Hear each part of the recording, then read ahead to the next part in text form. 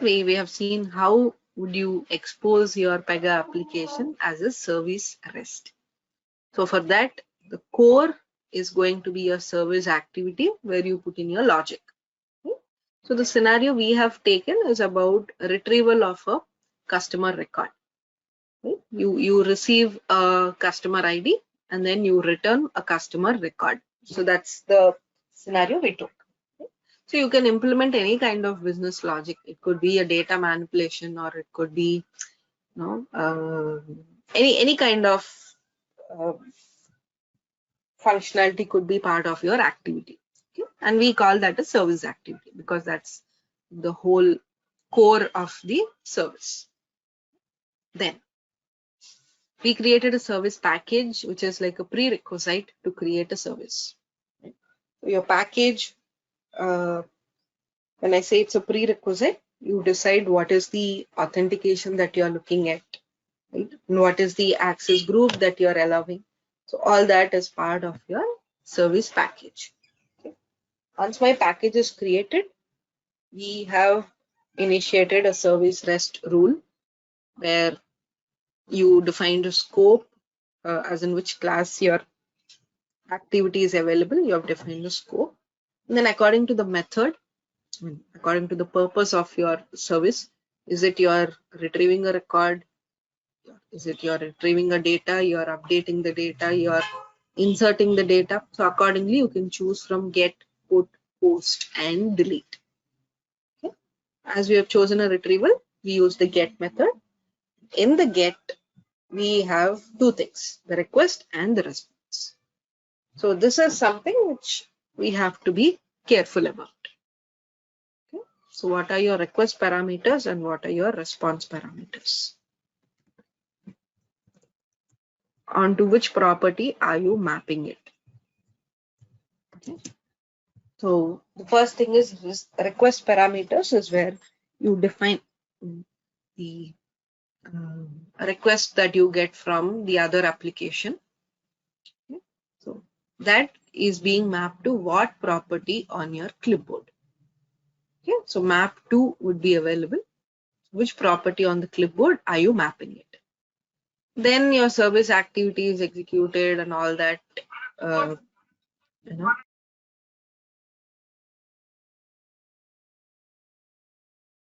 that data manipulation or your business logic is executed, and then you will have the data on one or the other properties again.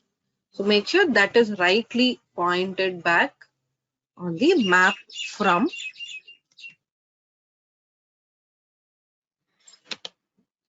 So this mapping is what is really important. The request parameters are always mapped to. Okay, whereas the response parameters are mapped from. Okay, from where? From which key? From the clipboard and on the customer data. So this is just one thing that we have to, be really keen on, the mapping of the parameters. Okay. And we know this is your endpoint URL. We were able to run the transaction. We were able to run a service, and we have seen it is fetching in the right data. Okay. So along with the service, now let us create a connector, because now we know how to expose the application as a service. Right? And what if you would like to have a connector for your Pega application?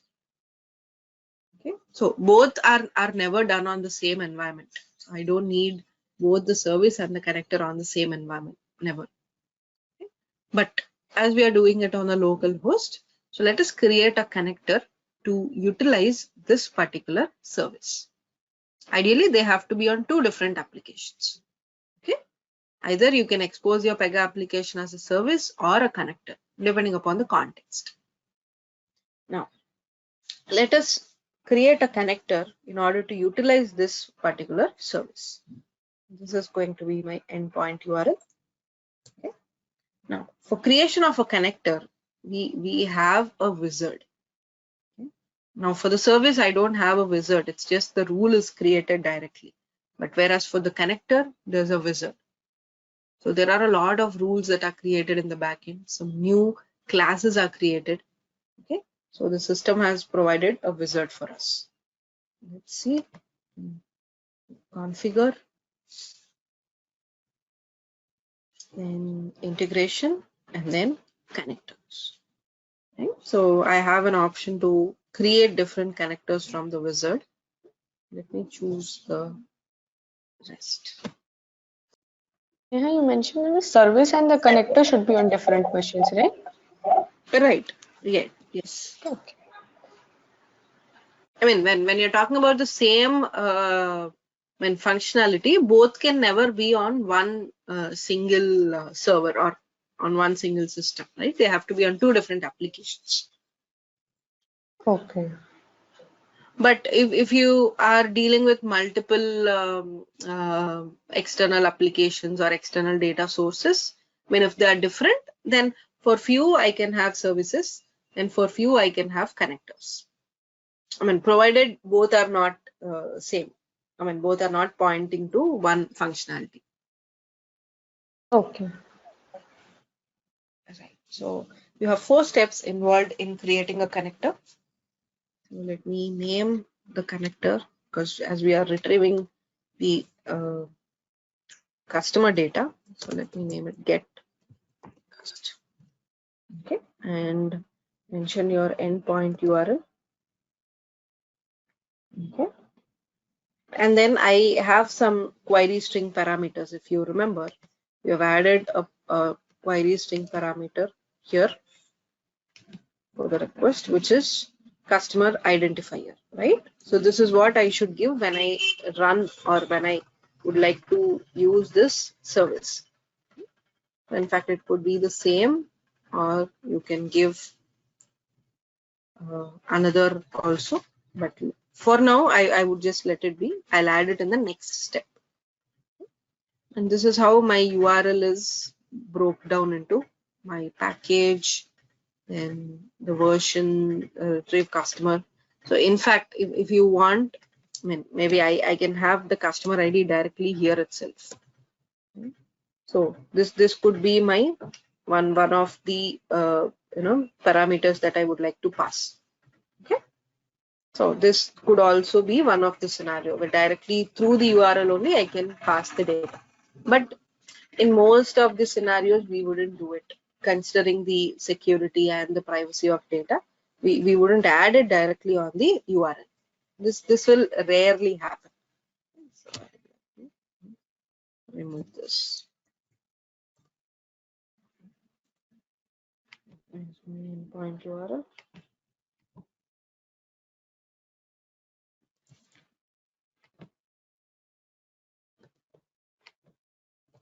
Okay. Right. And the string parameters, like I said, I'll add it on the next method, on next screen. I'll tell you why.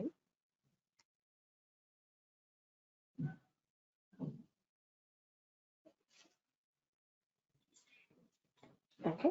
Right. So here I would be adding my query string parameters, because here it is specific to each of the methods, right? So as I'm dealing with a get method, and how did the system know that I'm talking about a get method here? Any guesses? Okay. Because we mentioned in the service method, it's a get. We selected over there. In fact, nothing like that. By default, you will have the get method selected. Acha. Okay. Right? I mean, because you did not even interact with the service so far, right? And there's no interaction with the service. So this is just a default selection that is made. I can always go ahead and change it if I could. So now Okay. I'll here what I'll do is here on the get method I'll override this. So currently in the earlier screen I did not add any string parameters, right? But now I would like to override the same thing. But yes. What is the parameter you would like to add? It could be the same name or it could be a different name also. But I'll name it customer identity.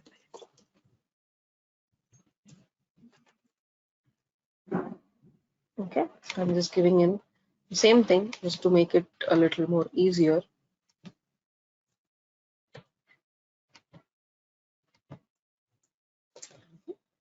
Right? You can add multiple. And what is the resource name here?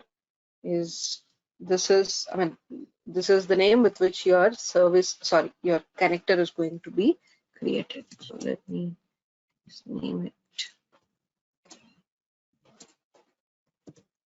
Okay, custom. Okay. Now we are looking only at one query string parameter, and that too for the get method. So we are good with this.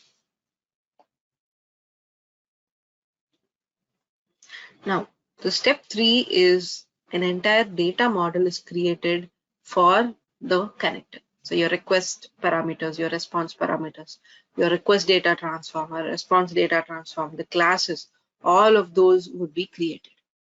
So for that, you need to tell what is the response type of your service. Okay? In case if your service is not up and running, you will at least still have an idea of what kind of data you're handling and what type is it, right? So you can add in a file.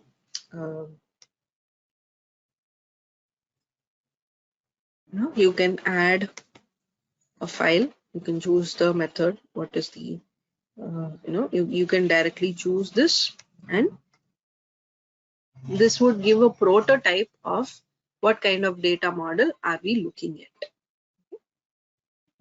Otherwise, you directly have an option. You can add a REST response. For example, I'm going to just run this.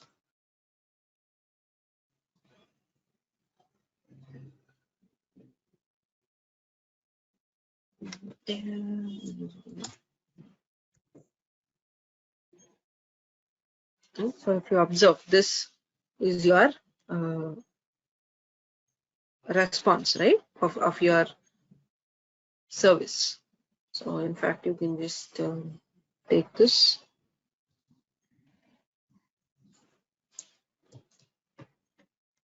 Right, and then you can have it added onto a REST response. So either way, it is fine. If your service is up and running, you can directly add the response.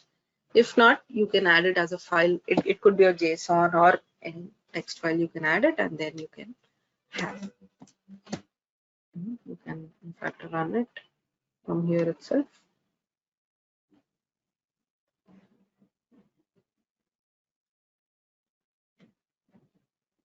So if you look, this is how it looks like. Yes, corresponding to 101.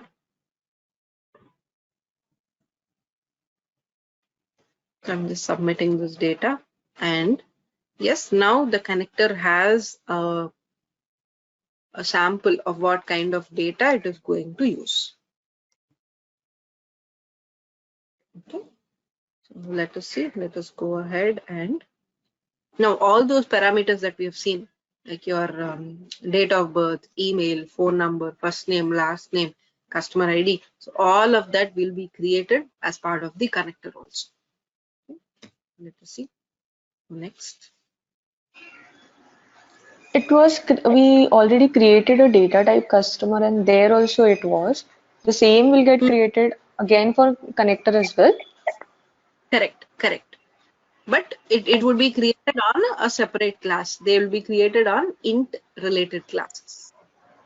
Okay. Now, this is what I was talking about. So you see, newly created data and integration rules will be saved as follows. So an integration class. So this is the new class that is created.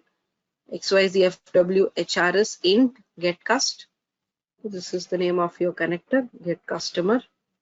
This is your data layer. Okay, then a D page is created, get customer. Yes, and I can also preview the record. So what all have been created, how many were being created, you can see all of it.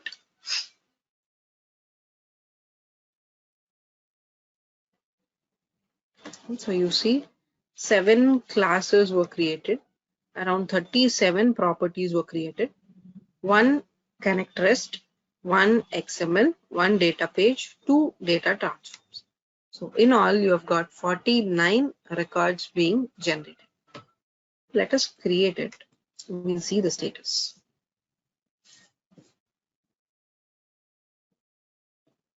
You can track in the status.